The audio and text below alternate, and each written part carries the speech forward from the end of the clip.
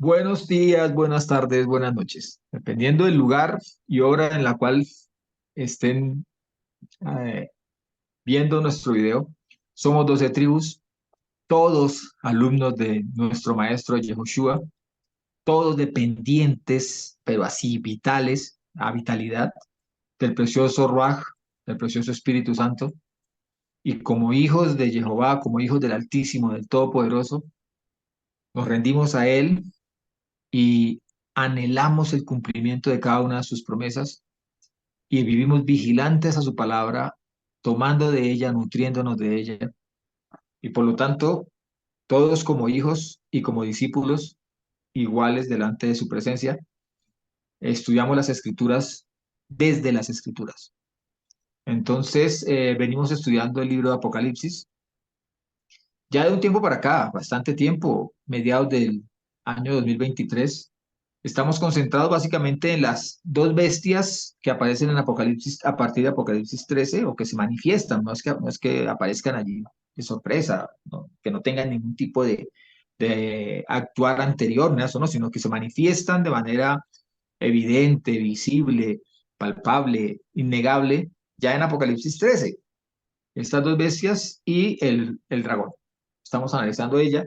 Digámoslo así, dijimos que estaba el dragón, está en la mitad la bestia y en la cola, digámoslo así, se encuentra el falso profeta.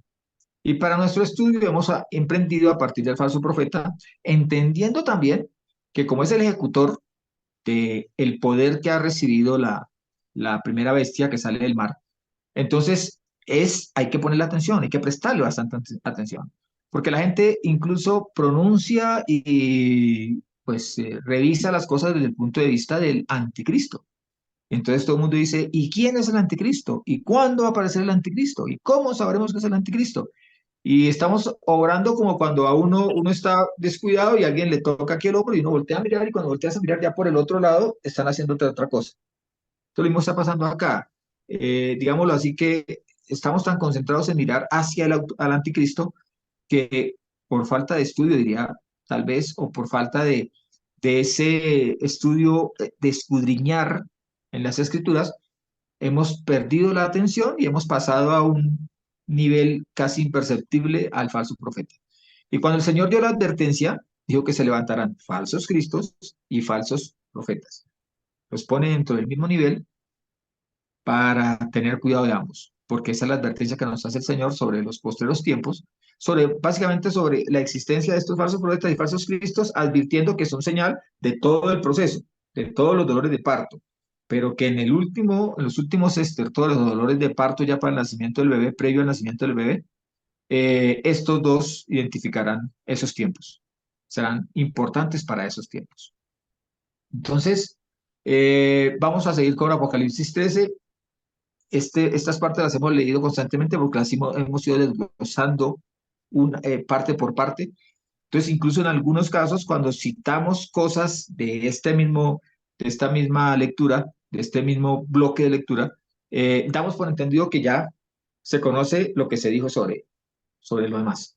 Entonces, no profundizamos en lo demás está en otros estudios. Luigi, por favor, vamos a Apocalipsis 13, 11 al 18, que es el texto que nos está sirviendo de base desde hace tiempo. Sí, dice, vi también otra bestia que subía de la tierra y tenía dos cuernos semejantes a un cordero, pero hablaba como un dragón y ejerce toda la autoridad de la primera bestia delante de ella. Y hace que la tierra y los que habitan en ella adoren a la primera bestia cuya herida de muerte fue sanada. Y obra grandes prodigios de manera tal que aún hace ascender fuego del cielo a la tierra en presencia de los hombres. Engaña a los que moran en la tierra por medio de las señales que les fue concedido hacer en presencia de la bestia, ordenando a los que moran en la tierra hacer una imagen a la bestia que tiene la herida de la espada y revivió. Y les fue dado infundir aliento a la imagen de la bestia e hiciera hablar a la imagen de la bestia. E hiciera que fueran muertos cuantos no adoraran la imagen de la bestia. Y hace que a todos, a pequeños y a grandes, a ricos y a pobres, a libres y esclavos, le pongan una marca en su mano derecha o su frente, y que ninguno pueda comprar o vender, sino el que tiene la marca, el nombre de la bestia o el número de su nombre. Aquí está la sabiduría. El que tiene entendimiento deduzca el número de la bestia porque es número de hombre. El número es 666. Entonces, como seguimos viendo a esta segunda bestia que sale de la tierra, al falso profeta, y entendiendo la peligrosidad de este personaje, debemos entender que este personaje, ya lo vimos, tiene las características de hacerse pasar por un cordero, pero conforme dice la palabra del Señor, de la riqueza del corazón, habla la boca, este habla como un dragón, para engañar, hace señales y prodigios que engañan a multitudes sobre la faz de la tierra, a aquellos que desconociendo las escrituras o conociéndolas distorsionadas, eh, se rinden a esos encantos de esta pródiga, de abundante manifestación de poder, eh, de una persona que incluso tiene el poder de hacer descender fuego del cielo a su orden, sobre el objetivo que él diga, el que él diga. Su control es tan grande que no solo hace descender el fuego del cielo, lo cual indica su control y autoridad sobre un grupo específico, sobre el grupo que gobierna las tecnologías, en especial la parte aeroespacial, porque desde el cielo él da la orden y algo que hay en el cielo hace descender fuego de manera artificiosa, no irreal, real pero artificiosa. En lo militar y en lo religioso. Es un falso profeta. Ahora, este tiene autoridad aparente en lo celestial. O sea, hace ver este efecto de descender fuego del cielo como si fuera algo de una autoridad espiritual. Incluso hoy en día ya se habla del llamado Blue Mr. Bean, para como un acto en el cual vamos a ser engañados mediante imágenes que aparecerán, pero los efectos serán dirigidos desde la capa aeroespacial para producir destrucción, para poder presionar a los seres humanos en medio del temor a que obedezcan. Ahora, lo que sí no podemos obviar también es que en algún tiempo hubo una alianza humana con seres espirituales, llamados los Irín. En su momento los llamados los Irín, los vigilantes, que teniendo sexo con las mujeres tuvieron hijos llamados gigantes, que eran gigantes, o nefirín, que significa caídos del cielo. Y en esta armoniosa alianza lograr esclavizar a los seres humanos y convertir a los seres humanos en su objeto de capricho. Ahora, también tiene unas capacidades de hacer. ¿Qué hace? Hace que el mundo entero construya una imagen. Eso se llama ejercicio de autoridad. Después hace que al infundirle aliento a la imagen, ésta cobre vida artificialmente.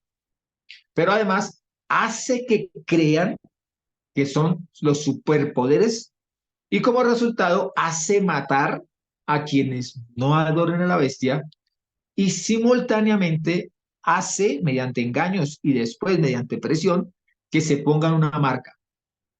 En el primer caso, inicia siempre con una seducción, pero después, mediante el ejercicio de la autoridad recibida por las diversas naciones de la tierra entregadas a la primera bestia y esta a su vez a ella, a la segunda bestia, hace que se pongan una marca que realmente sirve para discernir, para entender de manera visible ya, evidente, quiénes son cizaña y quiénes son trigo, quiénes van para el fuego y quiénes van para el granero.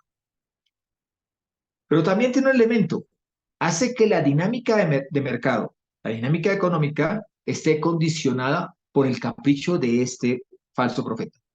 Pues tiene el poder económico, tiene el manejo de mercados, tiene el control de lo que te es básico para una vida material, física, agua, alimentos, disposición de servicios y demás cosas a las cuales nosotros ya damos por hecho que es un servicio, pero que es un derecho de cada uno de los ciudadanos. Lo damos por hecho y lo damos por seguro de que está ahí y que cuando algo falla, alguien se va a encargar de repararlo para siempre mantener ese nivel básico de confort. Además, este mismo ser debe tener un control de tecnologías, de las más avanzadas y de las más básicas, de las que dependemos todos, de la Internet, de los medios de adquisición de información y de noticias, de transmisión satelital, de todos los elementos que hoy en día también damos por hecho de que forma parte de la vida diaria y de la vida cotidiana, del quehacer cotidiano. También, si va a impedir que compren o que vendan, debe tener un control sobre la moneda, a circulante, o el sistema o mediante los sistemas de pago. Debe tener un control sobre eso. Y control certero, control a la mano, a su mano, de las tecnologías de seguimiento, de seguridad, de control y desde luego de las disposiciones jurídico-políticas de cada uno de las poblaciones. Porque él tiene la capacidad de decir quién vive y quién muere, tiene la capacidad de decir quién puede vender o quién puede comprar o quién no, quién está fuera de mercado. Y también tiene la capacidad de decir quién tiene acceso a las tecnologías y quién no. Entre el versículo 15 y el 17 nos dice, del mismo Apocalipsis 13, dice, y le fue dado infundir aliento a la imagen de la bestia. Y hace hablar a la imagen de la bestia. Luego dice que hace que sean muertos cuantos no adoran a la imagen de la bestia.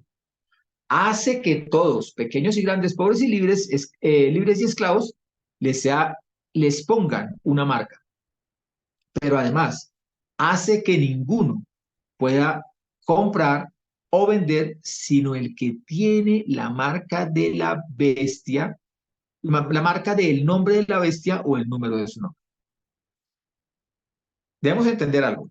En la pirámide social, la pirámide política, en la pirámide de autoridad, es una pirámide con la punta hacia la parte superior, como la conocemos hoy, una base amplia y una punta en la parte superior. En la base se supone que está el pueblo. En la medida que va ascendiendo, vamos con las autoridades más inmediatas, los gobernantes, los presidentes, las instituciones supranacionales y demás. Pero en la punta de la pirámide no hay espacio sino para uno. Y ese llamado anticristo busca ocupar ese lugar, el de ser la autoridad global. Pero para ejercer esa autoridad global, como veremos más cuando analicemos a este anticristo, veremos que según sus características, busca ejercer su autoridad por intermediación, por presentación, teniendo un delegado que es el falso profeta en esa cúspide. Pero en lo económico, la pirámide se invierte. El pueblo supuestamente es el último, es el que está en la parte superior, es el más abundante y es como el destinatario de todos los esfuerzos económicos. Entonces, la economía se basa en un fundamento en la misma economía, básicamente en los medios financieros, de producción económica, de apoyo económico, siguen las políticas de Estado, demás. Y lo que les digo, en últimas está el consumidor. Aun cuando el consumidor diga que la pirámide es invertida, porque si él no compra, el de arriba, por mucho que produzca, no entrega nada, veremos que los tiempos han cambiado y que la pirámide se ha invertido. Hoy en día, para el tiempo que tenemos hoy en día, la mayoría de cosas son subsidiadas. La mayoría de las cosas están dentro del dominio de quienes imponen las políticas económicas. Y muchas veces no importa si tú tienes una necesidad para ser satisfecha por un producto, sino que muchas veces el producto se convierte en la necesidad. Y uno de los ejemplos más claros, más nítidos, más evidentes en este tiempo se llama el celular. Entonces, es curioso que dentro del orden que da allí la palabra dice que primero no pueden comprar ni vender, pero primero pone la orden comprar, ponen, ¿sí? ¿Por qué? Porque si vamos a la lógica es que todo productor necesita insumos, entonces inicia por comprar. Por lo tanto, en la mayoría de los casos, son más los que compran que los que venden y además son más los que se endeudan para poder comprar. O sea, la obligatoriedad que ha sido obligatorio hoy en día es el crédito.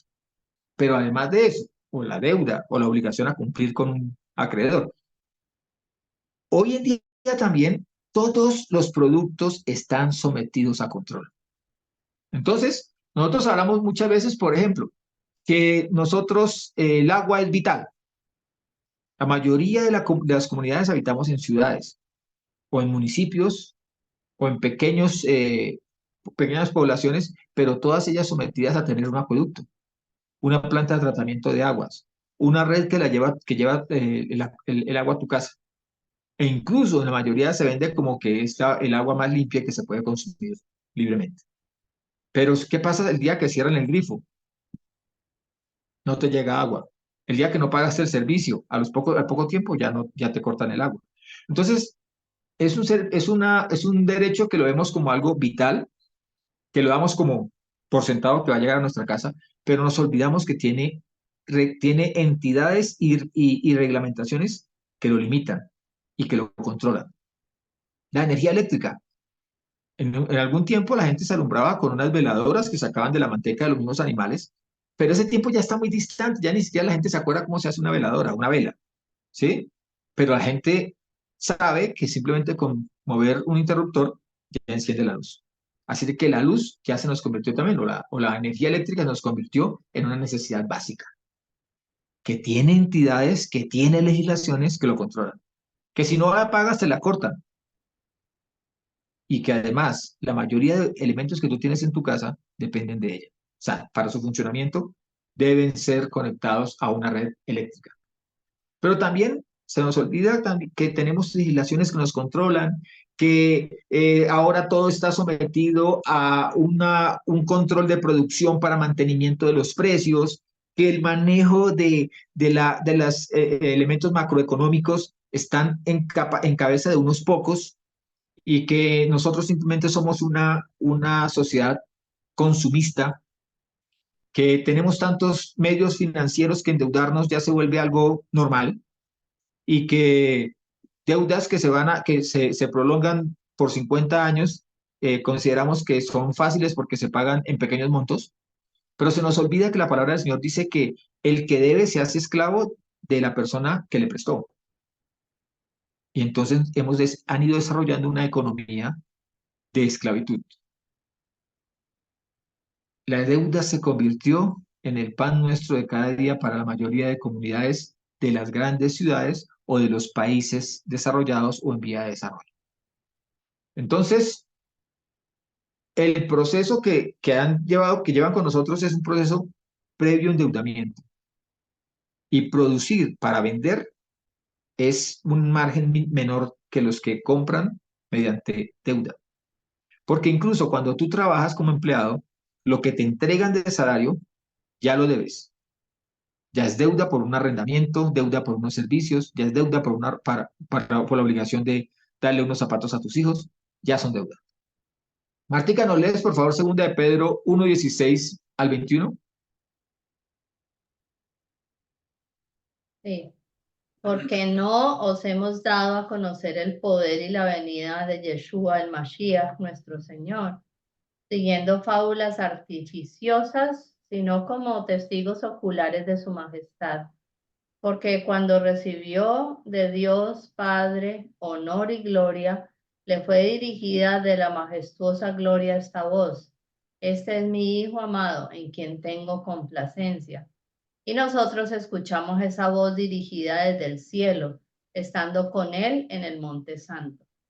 Tenemos también la palabra profética, la más segura, a la cual hacéis bien en estar atentos, como una antorcha que alumbra en lugar oscuro hasta que el día amanezca y el lucero de la mañana salga en vuestros corazones.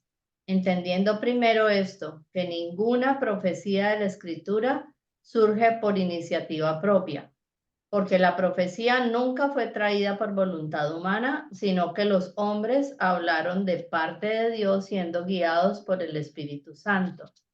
La palabra profética más segura está en las Santas Escrituras, la Torá. Okay. Amén. Miren, hay una cosa con la que inicia Pedro diciéndonos acá. Pedro inicia diciendo, existen exposiciones de poder y de la palabra que son artificiosas. Porque él mismo dice, nosotros no les expusimos el poder de la venida de Yeshua mediante fábulas artificiosas. ¿Ves? O sea que sí existe esa posibilidad de que haya señales de poder que sean artificiosas.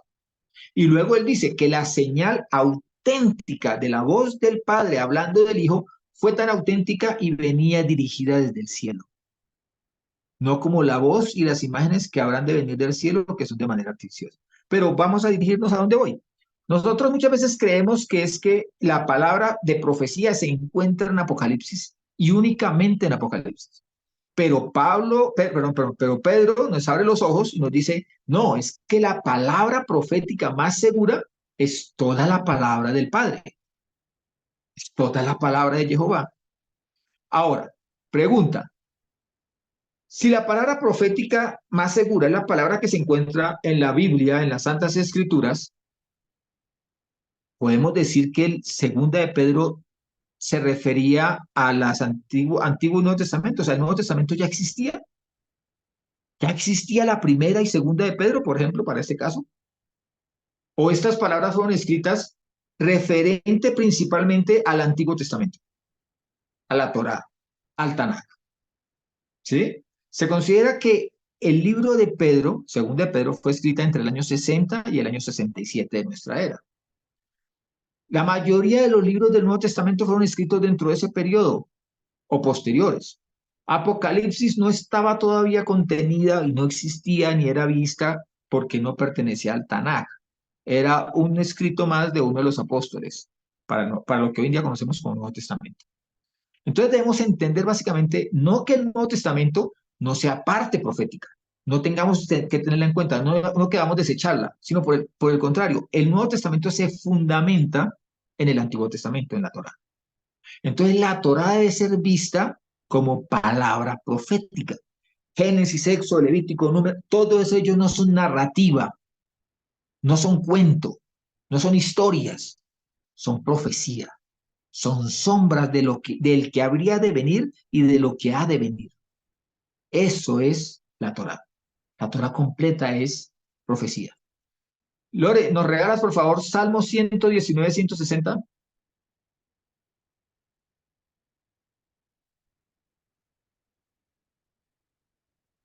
Sí, déjame ponerme mis lentes. Salmo. 119, 160. La suma de tu palabra es verdad y eterno todo decreto de tu justicia. Amén. Yo no puedo hilar una palabra, generar una profecía, porque además dice que la profecía no fue hecha para interpretación libre, o sea, para que cada quien a su capricho esté proclamando la profecía, sino que viene por obra del Espíritu, el Espíritu que ha, que ha dirigido toda la escritura de la palabra del Señor. Entonces, es esa suma de la palabra la que es verdad. Ahora, tú misma, Lore, por favor, nos regalas 2 Timoteo 3:16.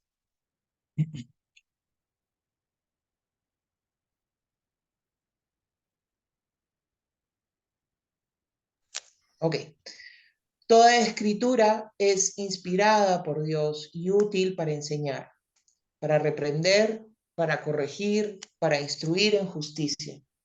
Un versículo que casi todos no sabemos. Tengas en cuenta que el Salmo 160 fue escrito en el tiempo de David. Y para el tiempo de David, ni asomo del Nuevo Testamento. Todo era Tanaj, todo era Torah. Pero aquí cuando lo escribe Pablo a Timoteo, toda la escritura reconocida, la escritura impresa, la escritura que para el pueblo judío, y él mismo dice que él era fariseo de fariseos, o sea, todavía se proclamaba judío el propio Pablo, está diciendo que esa palabra, el Tanaj, lo que es conocido como el Antiguo Testamento, es la palabra, la escritura inspirada. Y es útil para cosas como las que estamos haciendo hoy, para enseñar, pero también para que corrijas el andar y para instruir en la verdad, para que vivamos la verdad. Porque lo que se viene son tiempos de engaño, son tiempos de mentira, son tiempos en los cuales la seducción a la cual nos está llevando el mundo programado para el antimesías, para el anticristo, está arrastrando a multitudes. En Mateo 5, 17, 18 dice, no penséis, o sea, ni siquiera piensen, ni siquiera les pase la idea de que he venido para abolir la ley o los profetas. La nomos utiliza allí. La nomos que se usa para referirse primero a la ley, especialmente a la Torá, a los primeros 5 libros de las Escrituras. Y dos, el mismo nomos se utiliza para un sistema de pensamiento teológico. Entonces, no he venido para abolir la ley, así lo dice en el original, dice tos nomos. Entonces, cuando se utiliza la palabra tos, precediendo el nomos, significa la Torá. Si elimináramos el tos, solamente aparecieran nomos, entonces podríamos sospechar o incluir una doctrina teológica. Pero aquí nos está diciendo abolir tos nomos, o sea, la ley. O los profetas.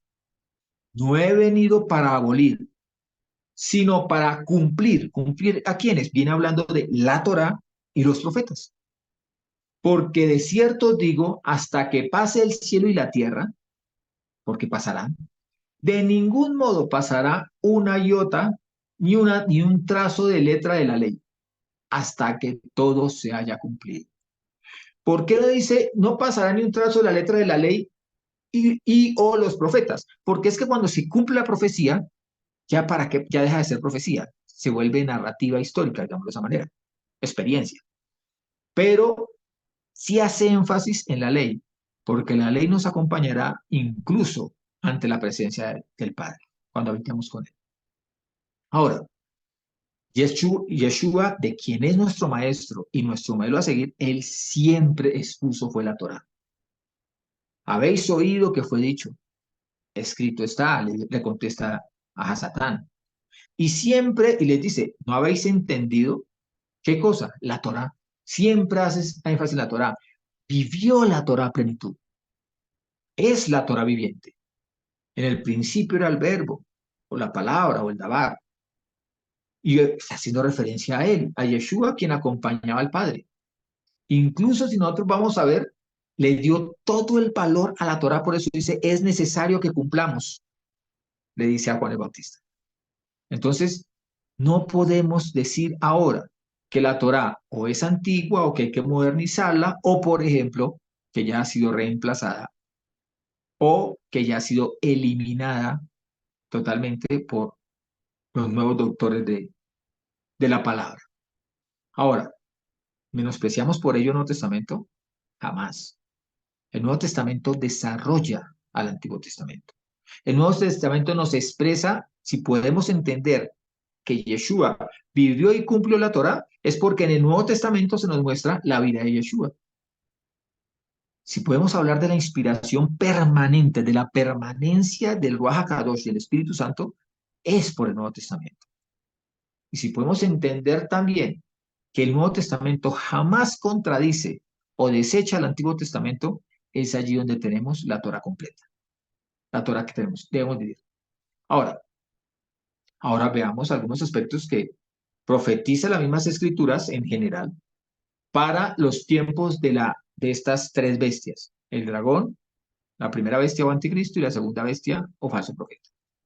Porque la escritura toda es profética y la escritura toda en su gran mayoría apunta a estos tiempos, apunta a los tiempos de la venida de Yeshua, su primera venida como hijo de José o como José, Ben José, sufriente, o su segunda venida como Ben David, como hijo de David, reinante. Entonces, apuntemos a ella. Apocalipsis 13:17 dice, y hace que ninguno pueda comprar o vender, sino el que tiene la marca, el nombre de la bestia o el número de su nombre. Luigi, ¿nos regalas por favor Génesis 41, 1 al 7?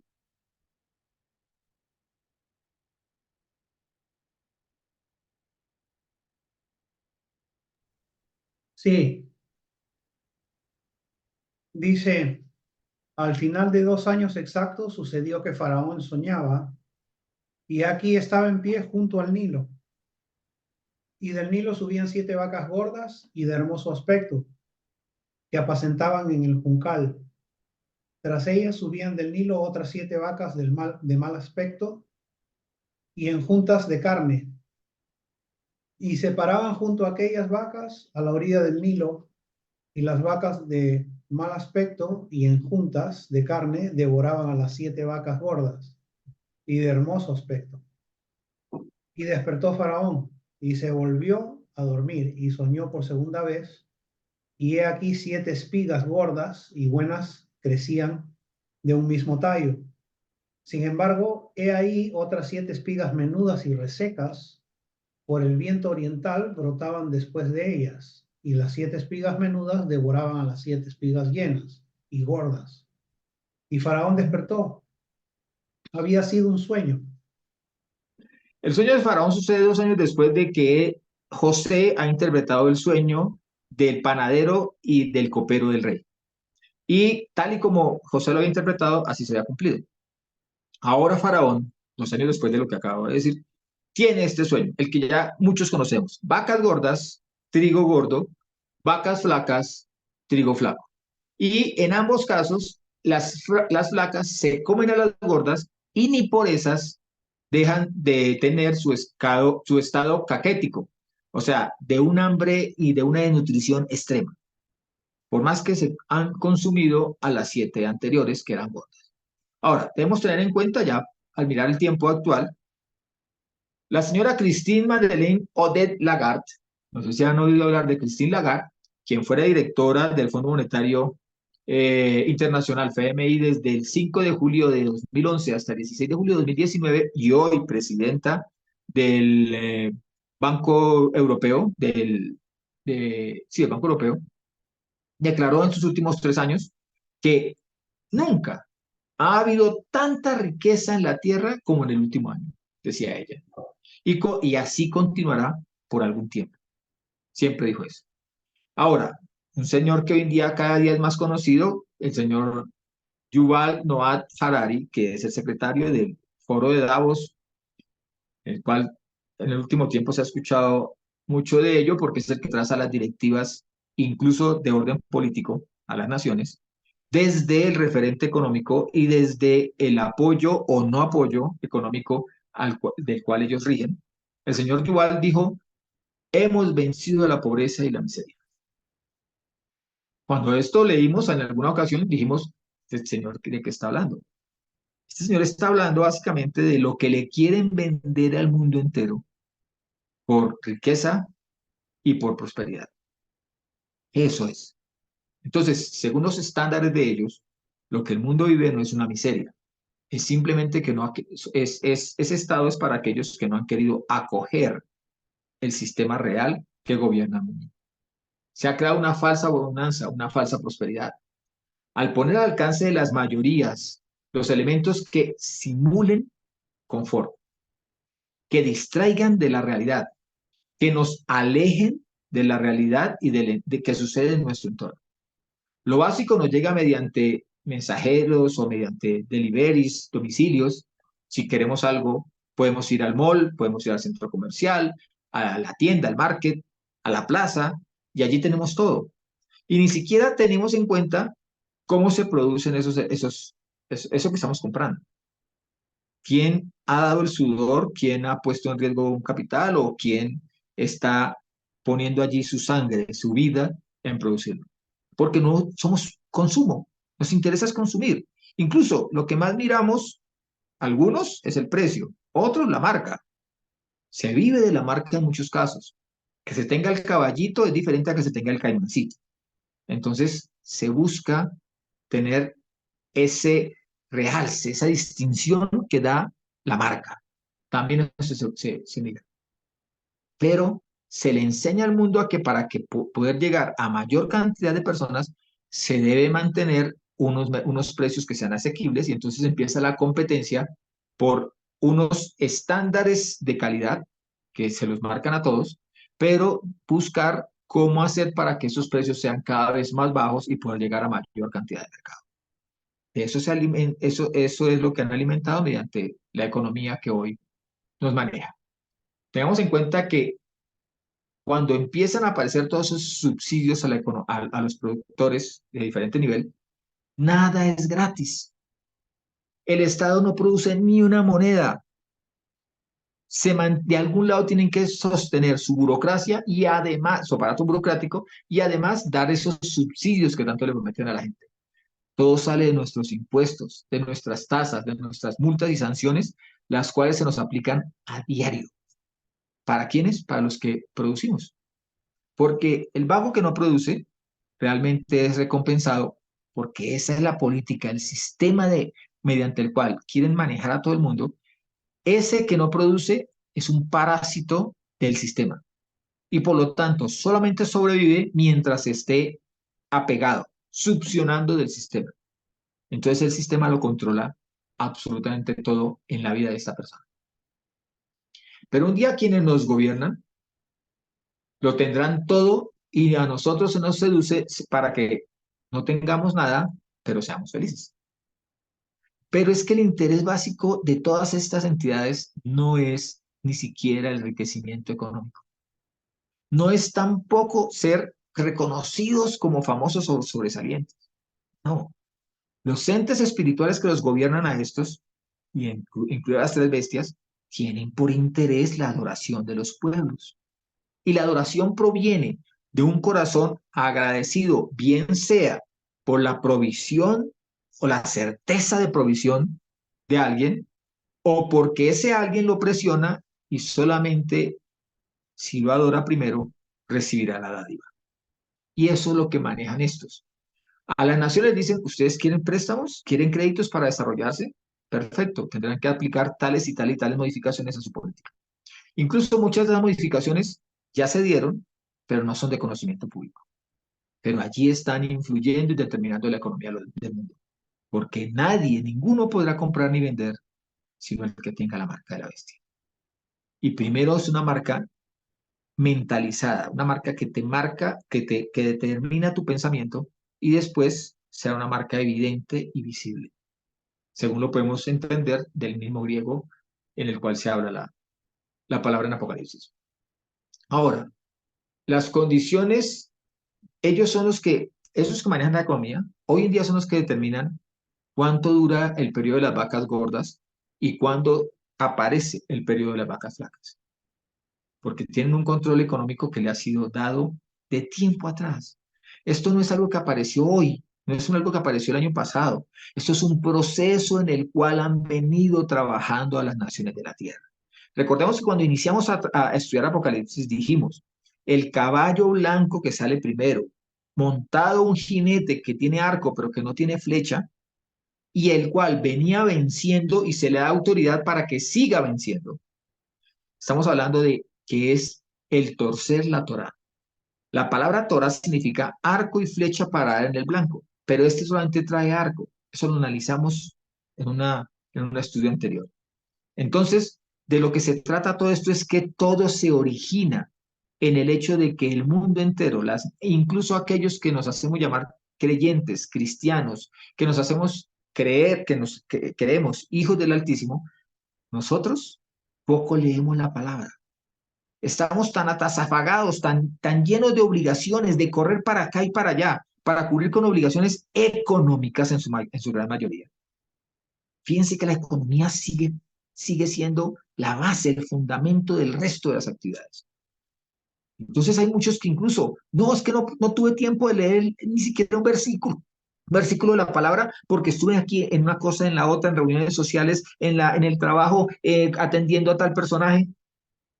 ¿Mm? Y allí se empieza a originar todo ese control. ¿Ven? Ahora, Luigi, ya que estás en Génesis, por favor, Génesis 41, 28 al 32, que es la interpretación del sueño. Sí, dice, es el asunto que antes indiquen a Faraón, que indiqué a Faraón. Elohim ha mostrado a Faraón lo que va a hacer. He aquí vienen 7 años de gran abundancia en toda la tierra de Egipto. Después de ellos se levantarán 7 años de hambruna. Y toda la abundancia en la tierra de Egipto será olvidada y la hambruna consumirá el país. De modo que se olvidará la abundancia en el país. En el país a causa de aquella hambruna que le seguirá, porque será muy severa. En cuanto a la repetición del sueño a Faraón 2 veces, es porque el asunto está determinado por Elohim y Elohim se apresura a ejecutarlo. Ahora, un elemento de preámbulo. Tengamos en cuenta que toda la palabra es profética. O sea, nos está advirtiendo de qué pasará en el tiempo futuro. así como aconteció en el tiempo pasado. Pero también tengamos en cuenta una cosa, que esa crisis, esas vacas flacas que vienen, son obra de estas tres bestias que obran a través de sus siervos y súbditos. Entonces, Hasatán, las tinieblas y estas bestias son imitadores, falsificadores de la obra del Señor.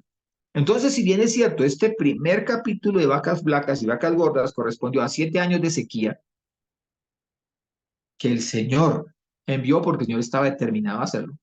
Estas otras que vienen se originan en la actividad de estos engañadores, de estos falsificadores. Entonces, cuando tú has logrado disfrutar de 7 años de vacas gordas, la forma de vida se ve afectada. A ver, por ejemplo, se supone que la comida es una cuestión cultural. Entonces, si a nosotros se nos invita a comer carne de res, uy, qué rico carne de res, pero ¿qué pasa si nos invita a comer carne de murciélago? Uy, no, qué asco. Pero hay culturas en las cuales la carne de murciélago es un platillo. Entonces, es cuestión cultural. O sea, cada pueblo se ha ido amoldando, por ejemplo, en esa cuestión de alimentos. Lo mismo pasa con lo que es una habitación cómoda o una habitación incómoda. Depende también en muchos casos de la cultura. Vamos a los nómadas del desierto y ellos tienden un telar en el piso, unos cojines y duermen cómodamente.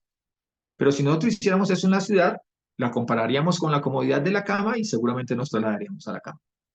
Entonces nos vamos adaptando y ahora, 7 años en los cuales ya nos hemos adaptado, o sea, han adaptado a esa comodidad y de manera sorpresiva aparece la escasez.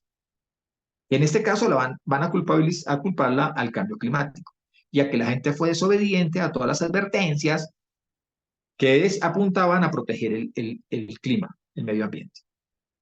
Yo tengo un familiar que acaba de venir de Holanda, vive en Holanda, estuvo acá 20 días en Colombia y le consulté acerca de las huelgas, las marchas y los bloqueos que hacían los agricultores. Y la respuesta que me dio fue, gente terca, porque a ellos desde hace tiempo se les viene advirtiendo que tienen que abandonar el campo y que tienen que dedicarse a otras cosas, e incluso se les ofrecieron los subsidios necesarios para que cambiaran su actividad y olvidasen la actividad agropecuaria. O sea, culpables ellos de que el sistema les dio todas las oportunidades, pero no las acogieron. Ahora, aparece de manera abrupta esa escasez. Entonces eso hace que nuestra sensación de haberlo perdido todo sea aún mayor. Hoy en día tenemos un celular mediante el cual podemos saber cuántas personas han visto nuestros videos, por ejemplo. ¿Cuántos contactos tenemos? Puedo llamar a la abuelita fácilmente y verla a ella y saber cómo se encuentra. O puedo hacer que mi novio vea que también me queda la ropa. O puedo también incluso organizar fiestas y reuniones y convocar personas. Todo esto, ¿y qué pasa el día que ya no tengamos celular? Se hizo un experimento en los Estados Unidos en los cuales se le recomendó a los padres que a los alumnos, los hijos, perdón, que se encontraban más o menos entre el orden de los 15 a los 17 años, se les quitase por un fin de semana el celular. Y se llegó al punto en que hijas e hijos tomaron cuchillos para amenazar la vida de sus madres principalmente si no les entregaban el celular. Estamos hablando que eso fue antes de cumplir las 24 horas de habérselos quitado. En los restaurantes se nos ofrecen ofertas para que el celular quede en unas gavetas a la entrada o les han entregadas al mesero y las custodia. Y ni por eso lo hacemos. Estamos sentados frente a la persona que decimos que es la más importante, llámense los hijos, llámense la novia, la esposa, y aún así el celular nos gobierna porque preferimos estar atentos a ver qué aparece en Instagram donde un desconocido o una desconocida se exhiben, que estar atentos al que tenemos enfrente, al cual hemos dicho que es el más importante de nuestras vidas. Pero no hablamos solamente de un celular, hablamos de la comida, hablamos del vestido, de la vivienda, de la salud. Hemos recibido tantas cosas que ya no distinguimos si esto es saludable o no, simplemente se me ha convertido en una necesidad. Se nos dice, por ejemplo, que la Internet, el estar demasiado expuesto a la Internet nos causa daño. El estar demasiado expuestos a las ondas de electricidad también y todo ese tipo de cosas simplemente las pasamos por alto porque hay un confort que está de por medio. Ese confort no lo vamos a abandonar porque es fruto de los 7 años de vacas gordas. Luigi, por favor, miramos Génesis 41, 47 al 49. Seguimos allí en el sueño de Faraón.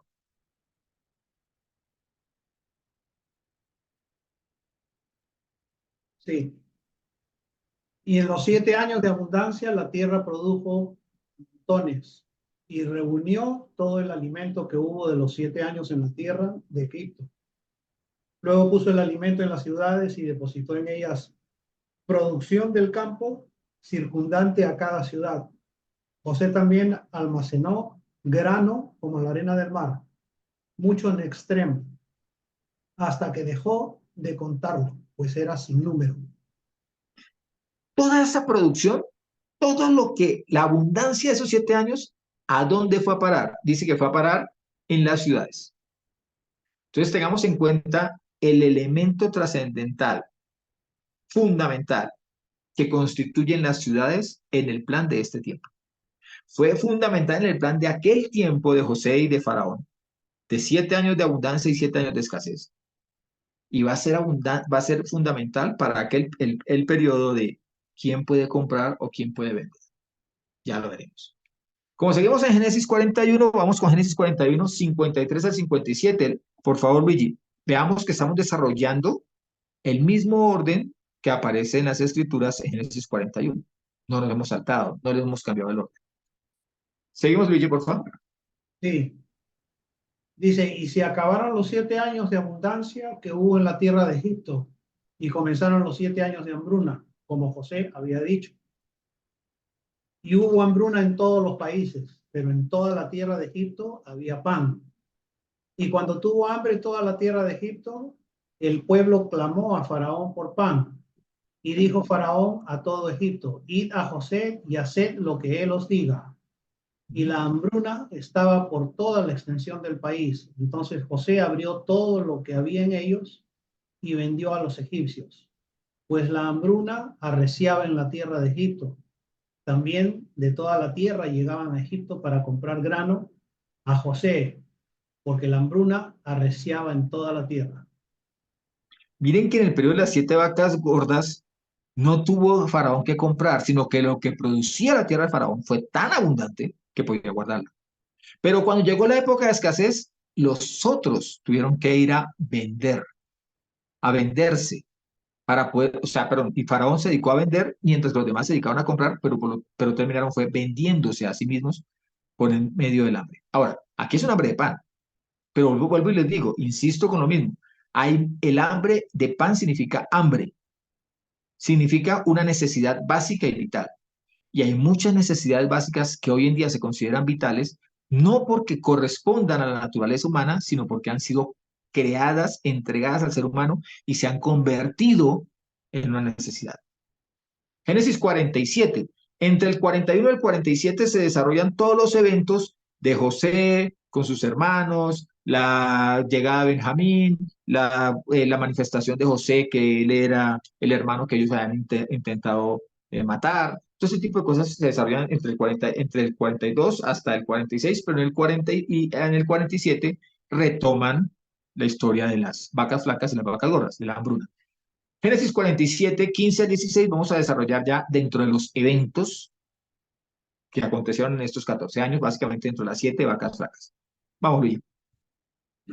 Cuando se hubo acabado la plata de la tierra de Egipto y de la tierra de Canaán, todo Egipto acudió a José diciendo, danos pan, porque hemos de morir en presencia tuya, pues la plata se ha acabado. Entonces dijo José, si se ha acabado la plata, entregad vuestro ganado, y yo os daré por vuestro ganado. Miren que en 3 ocasiones nombran lo mismo. Se ha acabado la plata. Se ha acabado la moneda. Ya no tenemos el dinero, el material con el cual, el material que se reconoce como el elemento de intercambio económico, ya no está disponible. Porque el primer elemento para que tú puedas comprar, vender o no comprar, ni puedas vender, se llama control monetario. donde el dinero y lo que significa el valor que se le da al dinero valga, allí tú puedes hacerlo. Pero ¿qué pasa si tú puedes tener todo el dinero que quieras y socialmente ya se acepta que ese dinero no vale nada? Un ejemplo es Venezuela. Venezuela llegó a tener el bolívar por encima del valor del dólar. Y hoy en día, para comprar 2 huevos para un desayuno, para hervirlos en un desayuno porque no tienen con qué meterle manteca a la cosa, tienen que llevar una montonera de billetes porque ya no valen nada. Entonces, es un valor que le da una entidad, una institución establecida, es la que determina cuánto vale ese billete. Así socialmente querramos decirlo, decir que no es así, sino que es el valor que le demos todos. No, ya el sistema ha creado instituciones que frente a una moneda o frente a un documento llamado billete o llamado dinero, tiene un valor correspondiente, porque es oficialmente reconocido. Entonces, si no es oficialmente reconocido, no vale nada. Nosotros incluso desde cuando empezamos este grupo hace tal vez más de 5 años, siempre dijimos, lo más riesgoso vendrá cuando exista una moneda virtual y no una moneda física.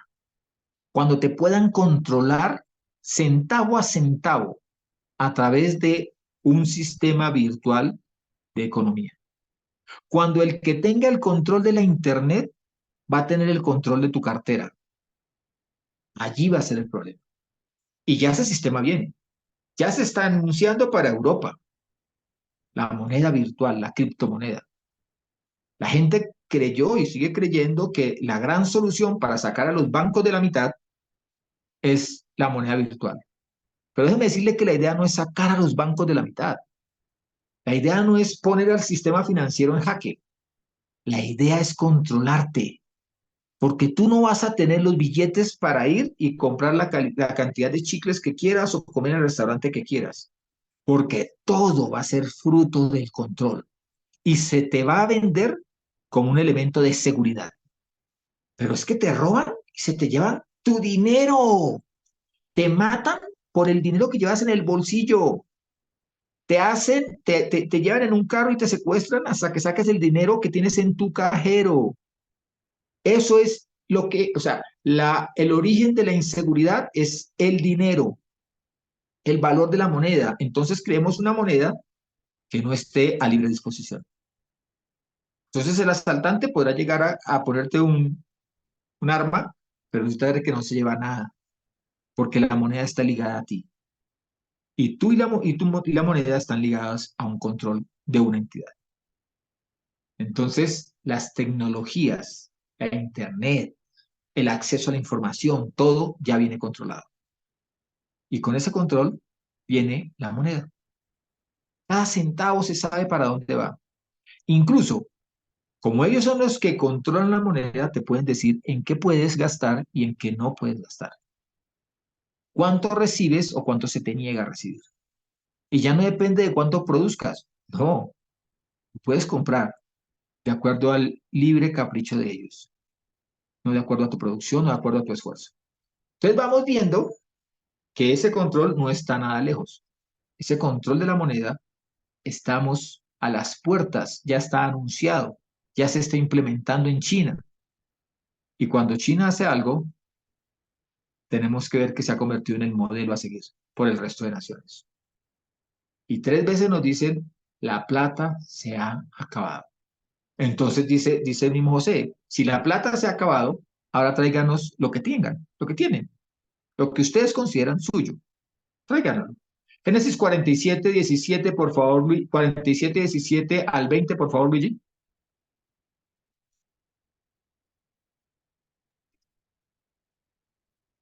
Sí, dice, y llevaron sus ganados a José. Entonces José les dio pan por los caballos, por el ganado del rebaño, por el ganado de la vacada y por los asnos. Y durante aquel año les suministró alimento a cambio de todos sus ganados. Finalizando aquel año, acudieron a él el segundo año y le dijeron, no ocultamos a nuestro señor que puesto que la plata se ha acabado y también el ganado es de nuestro Señor, nada queda delante de nuestro Señor sino nuestro cuerpo y nuestro suelo. ¿Por qué hemos de morir ante tus ojos, tanto nosotros como nuestra tierra? Cómpranos a nosotros y a nuestra tierra por pan, y nosotros y nuestro suelo seremos esclavos de Faraón. Pero danos semilla para que podamos vivir y no muramos, y la tierra no sea asolada. Y José compró para Faraón toda la tierra de Egipto, porque todos los egipcios vendían sus campos, pues la hambruna arreciaba sobre ellos. Así el país llegó a ser de Faraón. ¿Qué pasaría si tú eres abogado, si tú eres ingeniero, si tú eres un electricista brillante o por lo menos te esfuerzas por serlo? Aún si tú eres un obrero, pero un obrero que de allí sabe que cobra su sustento, y ahora te dicen, ¿sabes qué? Todo eso, todo ese suelo, toda esa tierra y aún lo que produce tu propio cuerpo no sirve para nada. No hay fruto en ello. Terminas entregándote a un faraón que te dice, ahora no te voy a dar moneda para que vayas y compres donde quieras, para que vayas al restaurante que te apetezca, no. Te voy a dar el pan, el sustento para mantenerte corto, para mantenerte al límite, para mantenerte conmigo. Y el día que tú no quieras, el día que tú medianamente te rebeles, pues déjame decirte que de nada te va a servir todo lo que tú has aprendido, todos los títulos que tú has adquirido, porque yo te controlo. Eso es lo que está diciendo allí la palabra del Señor. Y eso es lo que nos están diciendo actualmente. Prepárate, porque ya te controlo. Pero un día va a ser innegable que vas a verte sometido al sistema que ya han venido desarrollando y que está diseñado desde hace mucho tiempo. Es un sistema que no te consulta, no busca tu bienestar, te engaña, te hace ver como si la preocupación fueses tú. Y la realidad es que tú no eres su preocupación. Tú eres simplemente un vasallo más, un súbdito más del sistema. Y te venden la idea de que no tendrás nada y serás feliz. Y ellos lo tendrán todo. Y si no te sometes a ellos, te harán infeliz o te matarán. Porque acuérdate que no pueden mandar matar a aquellos que no adoren a la imagen de la bestia. Seguimos con Génesis y mantenemos el mismo orden. Génesis 47, 20, 21, por favor, Luigi. Sí, dice, y José compró para Faraón toda la tierra de Egipto, porque todos los egipcios vendían sus campos, pues la hambruna arreciaba sobre ellos. Así el país llegó a ser de Faraón, e hizo trasladar al pueblo a las ciudades de un extremo al otro de Egipto. ¿A dónde? ¿Para qué las trasladaba? ¿Por qué es necesaria la vida en ciudades para poder mantener, para que el sistema funcione? Es necesario porque es que tú ya has vendido todo. Has entregado hasta tu propia alma tratando de mantener los elementos de subsistencia. Y ahora te dicen, necesitamos tenerte en una celda que parezca abierta y en esa celda te tengamos totalmente controlado, totalmente vigilado. ¿Qué mejor ambiente que la ciudad? No te ponen cámaras en cada árbol en medio del campo, pero te pueden poner cámaras cada 20 metros en una sola cuadra en medio de la ciudad. La vida misma es más fácil de administrártela, de controlártela, pero te la venden bajo la idea de que es más fácil porque allí te pueden suministrar todos los servicios que tú requieres. Te pueden garantizar la salud. Y la otra, en el campo están todos los riesgos, no solamente de animales y todo este tipo de cosas, sino el riesgo de que el clima, el cambio climático que se nos acerca hace improductivas las tierras. Vente a la ciudad, donde no dependes de la lluvia porque el agua te llega por una tubería.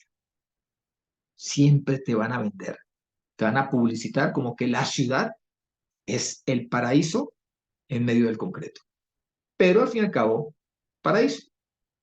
Que lo más seguro es que estés en la ciudad. Se te asegura la propiedad. Hay vigilancia sobre tu casa. Se te asegura la salud porque hay servicios de salud. Se te asegura el mínimo vital porque hay subsidios. Te estratifican. Entonces el que más tiene aporta para que el que nada tiene pueda recibir. O sea, hay equidad. Entonces, A esto se le sumaría también que en la ciudad hay todos los medios para controlarte, toda la tecnología para vigilarte, todos los instrumentos y todos los elementos de personal y tecnología para mantenerte siempre a la línea, siempre sometido al sistema. Por eso es importantísimo para Faraón y para el tiempo actual que se dirijan los pueblos hacia las ciudades, que habite la mayor cantidad de personas en la ciudad. Allí se te ofrece el empleo, porque es que muchas de las personas llegan es buscando un empleo. Pero también allí te ofrecen todo el confort, todas las comodidades. Y hay personas que soportan 2 días en el campo por la novedad, pero al tercer día ya se sienten agotados y anhelan volver a las comodidades de la ciudad, porque somos animales de costumbre, porque las vacas gordas nos han mal acostumbrado y no podemos soportar que se nos prive de uno de los mínimos de lo que hemos recibido y que se nos han convertido en necesidades básicas. Ahora, según el Banco Mundial, una vez que se construye una ciudad, su estructura física y patrones de uso del suelo puede permanecer durante generaciones, dando lugar a una expansión insostenible, dicen ellos. El aumento del uso del suelo urbano supera el crecimiento de la población hasta en un 50%. Para 2030, esto puede añadir al mundo hasta 1.2 millones de kilómetros cuadrados de nueva superficie construida. Esa expansión ejerce presión sobre la tierra y los recursos naturales, lo que produce resultados indeseables. Las ciudades son responsables de 2/3 del consumo mundial de energía y de más del 70% de las emisiones de gases de efecto invernadero. El mismo banco reconoce que es la ciudad la que produce eso que llaman cambio climático, pero el que presionan es al campo para que abandone la agricultura. ¿No es que los fertilizantes abren una malla en la capa de ozono? Los pedos de las vacas tienen vuelto nada el medio ambiente y por eso hay que eliminar la ganadería. Deforestar grandes campos para generar pasto porque la vaca se hace insostenible y eso hace que los recursos... Entonces, el mensaje que le están transmitiendo al mundo es: las vacas están primero que los seres humanos. Una vaca no debe morir para darle de comer a un ser humano. Un árbol no debe morir para darle de comer a los seres humanos. Si bien es cierto, durante mucho tiempo se ha creado una cuestión ya salvaje, una vaina ya de invasión salvaje, también es cierto que el mundo ha ido aprendiendo y que la ganadería estabulada hoy en día no es nada del otro mundo, si hablamos de ganadería. Si hablamos de producción agrícola, ¿por qué no alimentar la hidroponía, por ejemplo? La construcción es en terrazas, a través de terrazas. Hasta en Babilonia lo hacían, hace miles de años. No, hay que promover más bien que podamos tener acceso a alimentos fruto de la química y fruto de los laboratorios. Es así como quieren manejar las cosas, bajo una política que se llama protección al medio ambiente. Evitemos el cambio climático. Cuando realmente lo que están haciendo es adquiriendo para ellos cada día más monopolio y haciendo que lo básico esté en cabeza de una sola persona, que pueda estar en cabeza de una sola persona, y los demás dependiendo de ella. Ahora, según el mismo Banco Mundial, para el año 2020, el 55% de la población mundial habitaba en las grandes urbes. Estamos hablando de ciudades con más de 500.000 habitantes. El 25% habitaba en poblados de baja densidad poblacional. Y tan solo el 20% de la población habitaba en los pequeños poblados rurales, que se consideran rurales. Aun cuando en esos poblados rurales tú también ves la moto, ves el celular, tú también dependes de la energía eléctrica, el acueducto también te llega a tu casa, pero ellos dicen, ¿sí? De ese 20% rural, un bajísimo por ciento tiene cierta autonomía alimenticia, vive en lugares, en sitios o en terrenos de producción y se garantiza su propio sustento. Entonces, la gran mayoría habita la ciudad y se proyecta que en la medida que pasa el tiempo, más personas habiten la ciudad. Por favor, Luigi, Génesis 47, 22 al 26.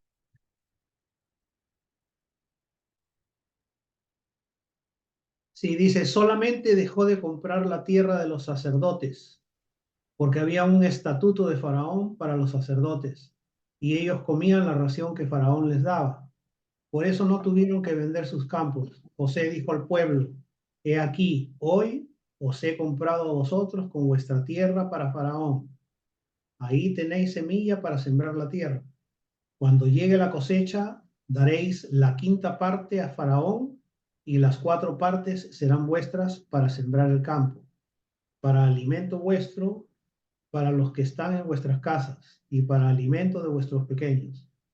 Respondieron, nos has dado la vida, hallemos gracia a ojos de nuestro Señor y seamos siervos de Faraón. Y José lo estableció por estatuto sobre la tierra de Egipto hasta este día.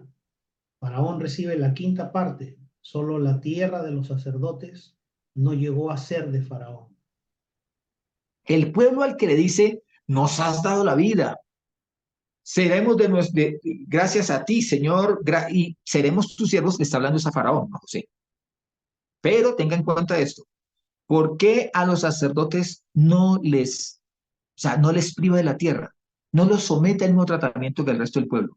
Porque para Faraón los sacerdotes eran simplemente ministros a su servicio. Lo mismo pasa con el falso profeta, cuando hacemos referencia a aquellos sacerdotes, pastores y que se hacen llamar siervos, apóstoles, arcángeles, se hacen llamar, que realmente para lo único que sirven es para engañar al pueblo, para llenar sus panzas, para enseñar y adoctrinar en una religión que mira es en lo monetario, que es una religión materialista, humanista, egocentrista, que espera poder cumplir todas las metas de un gran líder, de este líder que se levanta. Miren, yo no necesito ser profeta para decir lo siguiente. El día que una persona la convierten así de religiosa y le dicen, Señor, ¿y usted cómo va a disponer sus bienes? Por ejemplo, que les digan, le vamos a dar 100 pesos mensuales. ¿Cómo lo va a distribuir? Lo primero, el diezmo. Porque con eso creen que han cumplido toda la ley los profetas. Han agradado al Señor y hasta el Señor les debe. Y les tiene que devolver al 100.000%. Por favor. Estos siervos engañosos, mentirosos, materialistas, egocentristas, ególatras, son la viva manifestación del falso profeta y por lo tanto son falsos profetas, al servicio de esta bestia. Y por eso, como están al servicio de la bestia, no van a recibir escasez. Son los primeros a los cuales se le va a garantizar la abundancia.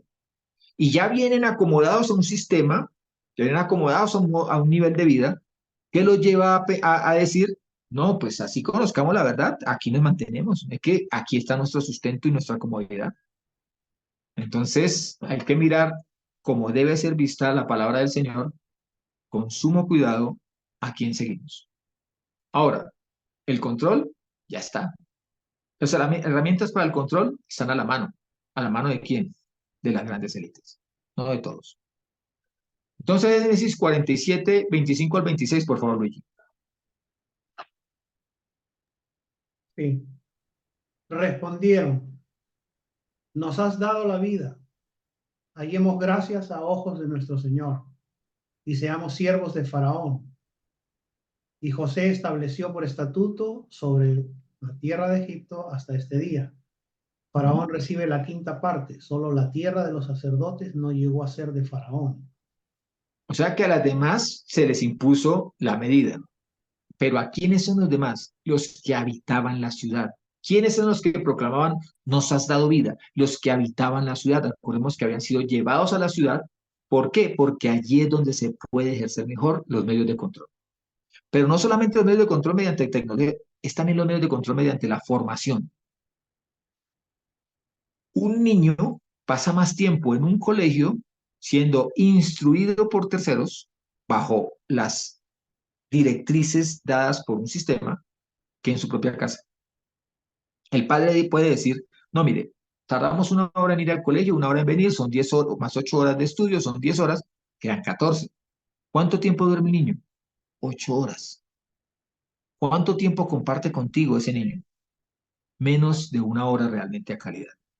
Porque para eso están los medios tecnológicos. Anteriormente, me acuerdo cuando yo era pequeño, un televisor era para toda la casa y todos nos reuníamos en la sala. Y por lo menos se prestaba para hacer comentarios, para hacer chistes bobos y para decir, shh, dejo ir. Hoy en día cada uno tiene en su habitación su pantalla de televisión, su pantalla de computador, su tablet y su celular. Tiene modos de aislarse y de recibir toda la información que ha sido diseñada para controlarte. Porque es que la información significa formación interior y también puede ser deformación interior. Se polarizan las cosas, hacen que tú te inscribas en uno u otro campo. Y en donde tenemos mayores fuentes de información, también tenemos a los pueblos más confundidos. Ya no sabemos qué es realidad, qué es verdad. Ya no sabemos quién tiene la razón. Vemos imágenes que pueden ser creadas por la inteligencia artificial y que al ser creadas por la inteligencia artificial parecen tan reales. Vemos argumentos que son reforzados por uno y por otro y opuestos por uno y por otro.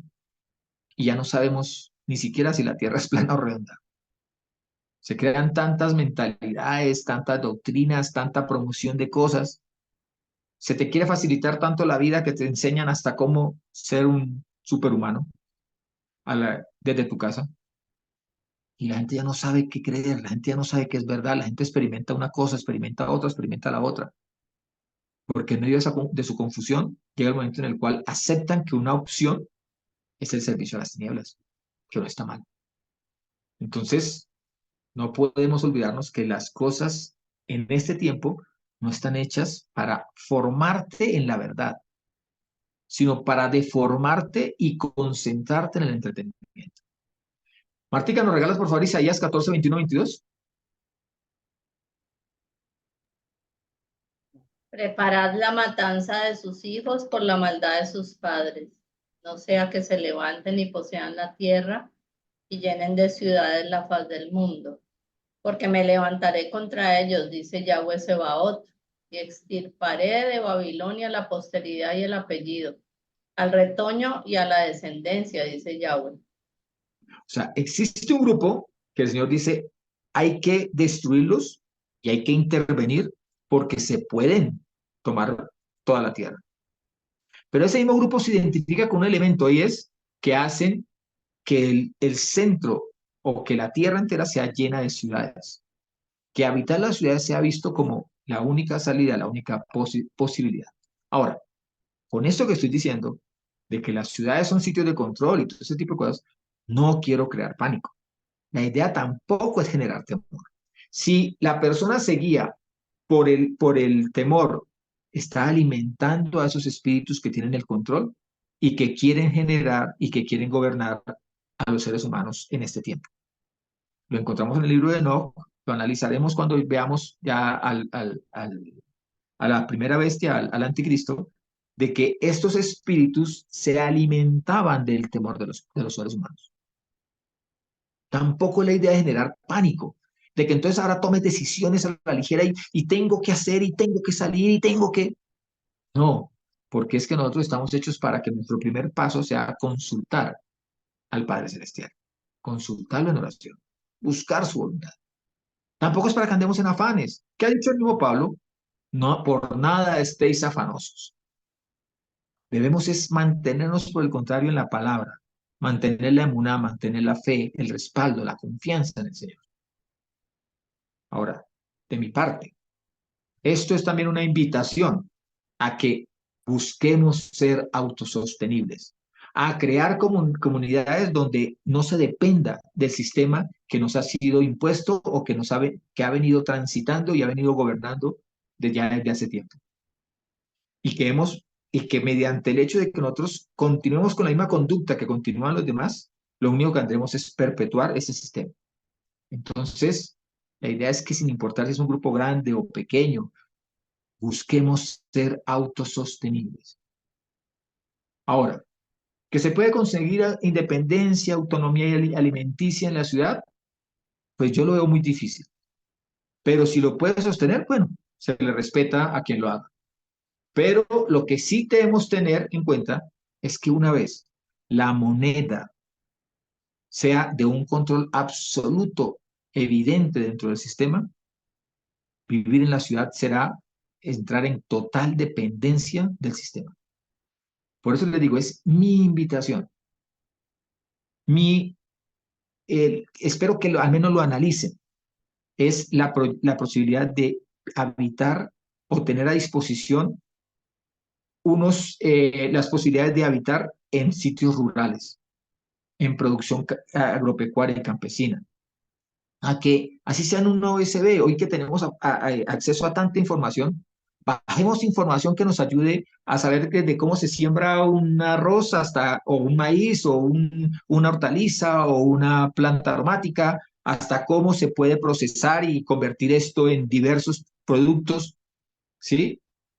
Porque llegará el tiempo en que no solamente no dispondremos de esos productos, sino que tampoco dispondremos de la información para saber qué hacer con estos productos. Y a lo mejor incluso ni acceso a una internet para poder bajar la más básica de las informaciones. O no tendremos tampoco acceso a visitar instituciones que nos puedan aconsejar y que nos puedan guiar. Una demostración de eso y de que a lo mejor la ciudad no es el mejor sitio para habitar en un caso como ese es la última panadería de Mía. La pan, ¿sí? De Mía. Cuando eso sucedió, nos bloquearon, nos encerraron. Los que tenían un puesto con el Estado, sus salarios seguían llegando. Los que tenían empleos particulares, el empresario tuvo que salir de muchas personas. Muchas empresas quebraron incluso. Pero a tu casa no llegaba el alimento sin que tú tuvieras algo con qué pagarlo. Nos dominaron por completo. Nos fueron impuestas medidas que nos eliminaron nuestras libertades. Las obedecimos bajo las directrices de que estaba en riesgo nuestra vida. ¿Qué le dice Hasatán al Padre Eterno en el libro de Job? Dice, el hombre dará todo por su vida.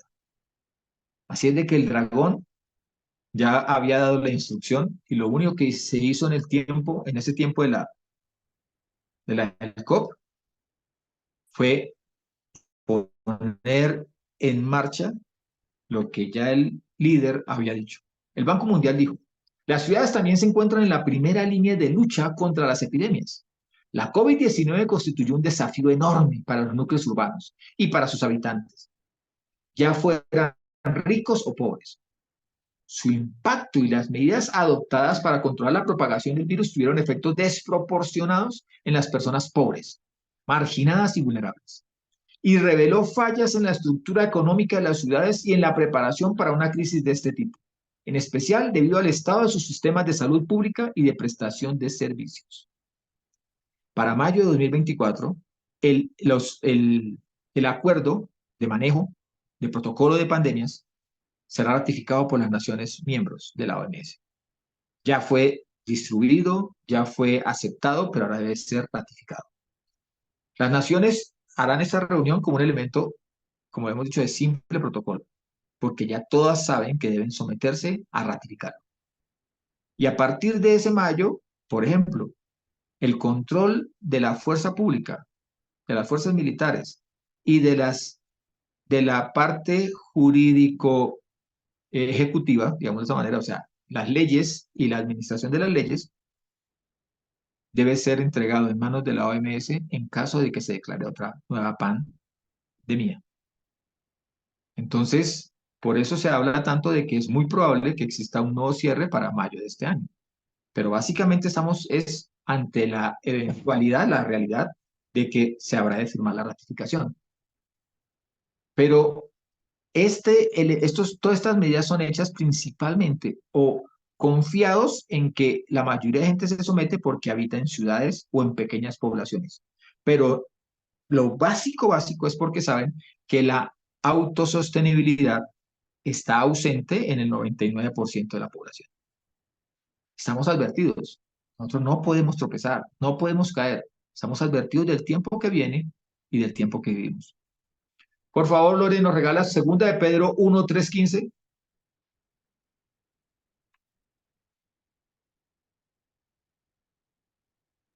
Sí. Segunda de Pedro 3, 1. 1, 3 al 15. Por cuanto todas las cosas que pertenecen a la vida y a la piedad nos han sido concedidas por su divino poder, mediante el conocimiento pleno del que nos llamó, por sus gloriosas proezas, por medio de las cuales nos ha dado preciosas y grandísimas promesas, para que por ellas llegaráis a ser consubstanciales con la naturaleza divina, habiendo huido de la corrupción que hay en el mundo a causa de la concupiscencia.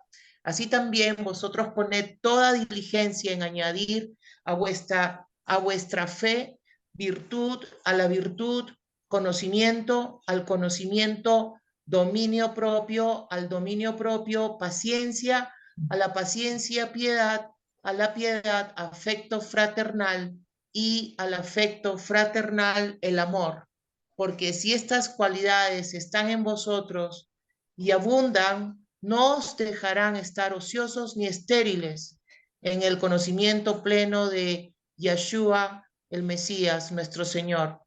Porque el que carece de estas cualidades está ciego, teniendo cerrados los ojos, ha olvidado la purificación de sus antiguos pecados, por lo cual, hermanos, procurad aún hacer más firme vuestro llamamiento y elección, porque haciendo estas cosas no tropezaréis jamás, porque así os será dada ampliamente la entrada en el reino eterno de nuestro Señor y Salvador, Yeshua el Mesías. Por esto, siempre habré de recordaros estas cosas, aunque seáis sabedores y estéis afianzados en la verdad presente. Pues considero justo, mientras estoy en este tabernáculo, despertaros con recordación, sabiendo que en breve debo abandonar mi tabernáculo, así como me lo declaró Yeshua el Mesías, nuestro Señor. Yo también procuraré con diligencia que después de mi partida hagáis en todo momento memoria de estas cosas. Amén. El énfasis que hace Pablo acá nos debe llamar la atención. Dice, procurad tales cosas. Dice, el que no tenga estas cosas está ciego. Dice, aún, incluso, si me dicen que es lo último que usted nos dice que o que usted pone como tan importante que aún en medio de la angustia de muerte usted no la diría, él dice, hagáis en todo momento memoria de estas cosas. ¿De qué cosas? De que la fe solita no basta, que la fe hay que practicarla para que se convierta en una virtud, que a esa virtud diaria, de ejercicio diario, le añadamos el conocimiento, el escudriñar las escrituras, y que vayamos avanzando hasta que la corona de todo sea el amor. Pero la fe que obra por el amor tiene que hacer todo ese recorrido. No es simplemente decir, es que como yo amo a mi hijo, entonces voy a pedir con fe y entonces el Señor me va a dar. Porque es que debemos conocer y profundizar en conocer a aquel que es el dador de esas grandísimas promesas y que cumple en nosotros sus gloriosas proezas. ¿Ve? Por eso el arma contra todo esto no es otra que el añadir a nuestra fe la virtud, la práctica diaria y por lo menos ir aumentando en el conocimiento, en el dominio propio, en tener esa tolerancia, en mantenernos en el amor fraternal, en el afecto fraternal, para llegar al amor, para que podamos vivir y mirar a todos con el amor del Eterno, con ese amor que no pone condiciones. Ahora, cuando les digo a ustedes, dirán, pero aquí cortó la idea. La idea luego no era que la ciudad, que hay que salir de la ciudad y que busquemos más bien algo rural donde seamos autosostenibles. Sí, pero es que la persecución va a llegar hasta las veredas y hasta el último va a llegar. Y si tú no te sostienes en la palabra del Señor, y si las promesas del Señor no son tu alimento, pues el enemigo o te seduce o el enemigo te obliga. Y terminas doblegándote, esté donde estés. Filipenses 4:19 dice, mi Dios pues suplirá toda vuestra necesidad según sus riquezas en gloria en Yeshua el Mesías. Y al Dios y Padre nuestro sea la gloria por los siglos de los siglos. Amén. Algunos dirán, mire la fe mía dice, caramba, que el Señor me suplirá esté donde esté. Sí, pero tampoco puedes conocer lo que me dice Primera Tesalonicenses 5:1-9, que dice, pero acerca de los tiempos y las ocasiones, hermanos, no tenéis necesidad de que se os escriba. ¿Por qué? Porque vosotros sabéis exactamente que el día del Señor viene así como un ladrón en la noche. Cuando digan paz y seguridad, Cuando los discursos giren principalmente alrededor de estos, para que tú vivas en paz, aquí están todos los elementos. Para que tú vivas en seguridad, debes obedecer esto que te estamos indicando, porque es para tu paz y tu seguridad. Entonces, como el dolor a la que está de parto, vendrá sobre ellos destrucción repentina, y no escaparán de ningún modo. Pero vosotros, hermanos, no estáis en tinieblas para que aquel día os sorprenda como un ladrón. Porque todos vosotros sois hijos de luz e hijos del día. No somos de la noche ni de las tinieblas. No durmamos, no durmamos. Ah, no, es que yo estoy descansado, reposado y dormido. Es porque la fe me da para todo eso. No, dice, no durmamos. Pues como no durmamos pues como los demás, sino velemos y seamos sobrios. Porque los que duermen de noche duermen y los que se emborrachan de noche se emborrachan. Pero nosotros, que somos del día, seamos sobrios, vistiéndonos la coraza de fe y amor.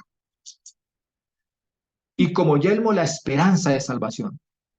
Porque Elohim, Dios, no nos ha dado destinado para la ira, sino para alcanzar la salvación por medio de nuestro Señor Yeshua, el Mesías. Así las cosas, la invitación final se encuentra en las mismas escrituras. Luigi, ¿nos regalas por favor Apocalipsis 18, 4 y 5? Martica nos alista 2 Corintios 16, perdón, 6, 14 al 18.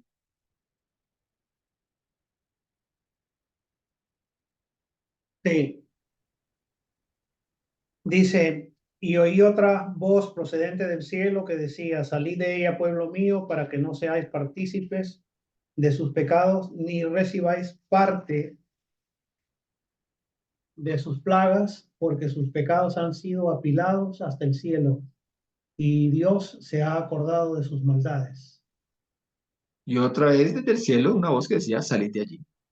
Ahora, ¿qué dice 2 de Corintios 6, 14 y 18? No estéis unidos en yugo desigual con incrédulos.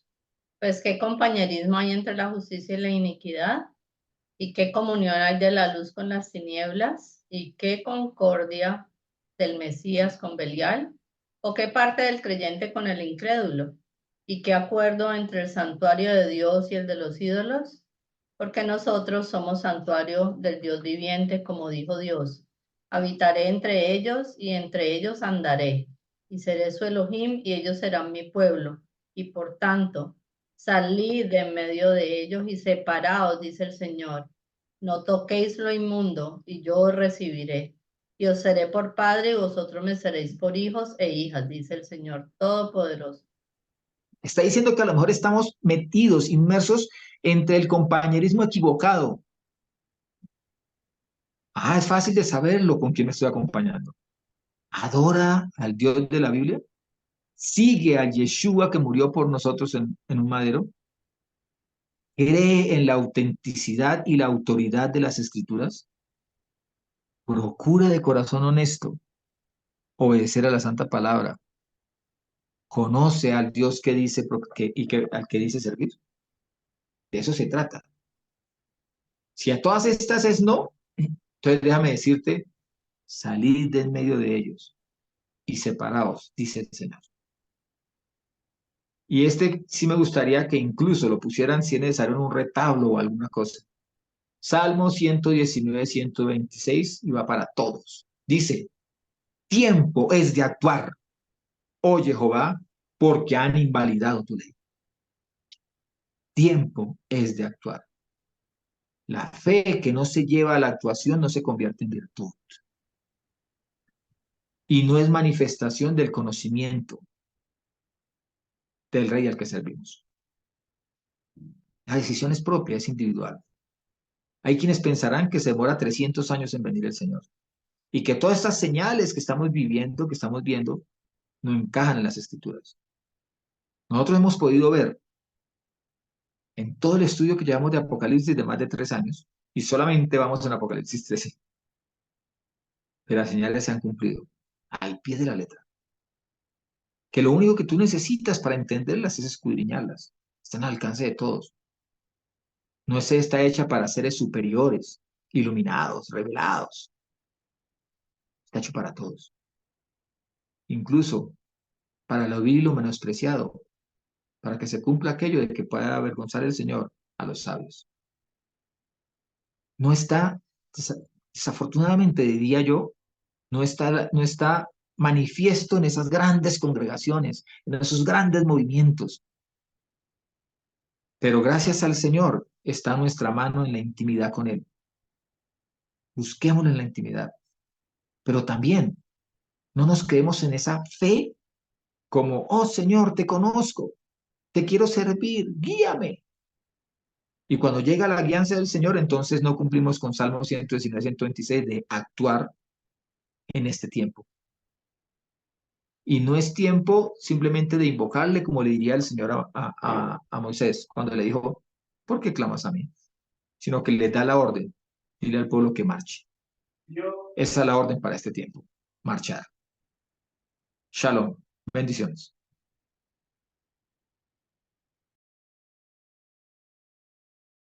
Shalom, bendiciones. Hasta la próxima.